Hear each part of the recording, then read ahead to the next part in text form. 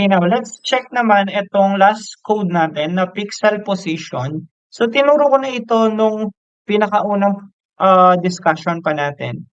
But to show lang kung paano ulit yung pixel position natin, no? So meron tayong dalawang import dito, mouse adapter and mouse event. And then we extend yung mouse adapters natin dito.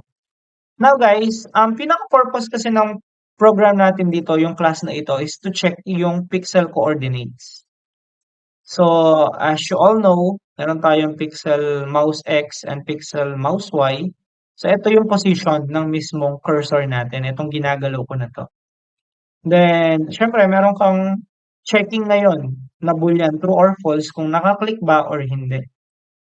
Now, dito meron tayong public void mouse click, mouse event. So, chine-check natin or kapag nag-click ka guys, kinukuha niya yung X and Y position natin. So, automatic yon. Kapag sinabi mong get X, get Y, function yan para kunin yung exact coordinate ng mismong cursor mo. Ngayon, pagkatapos makuha ni get X and get Y yung coordinates, ipapasa niya kay mouse X and mouse Y. Then, isa-set natin yung click natin into true. Kaya naka-boolean tayo dito.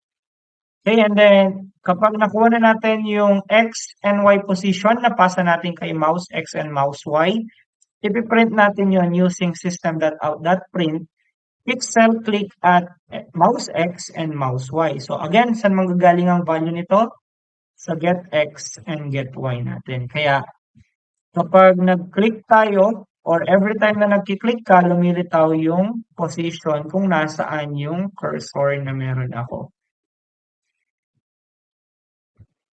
Next, after that, of course, meron kang get mouse X.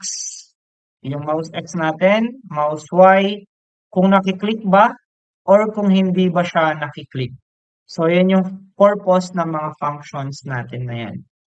So, hindi naman siya mahirap yung pixel position na pagkuha kasi ito lang naman yung code and makukuha mo na yung coordinates.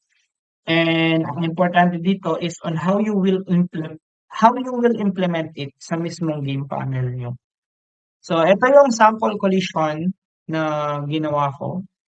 So, pansin nyo, papalitan nyo na lang yung circle ng character nyo. Tapos, yung red line na yan, kukunin nyo lang yung pixel position ng mismong map nyo.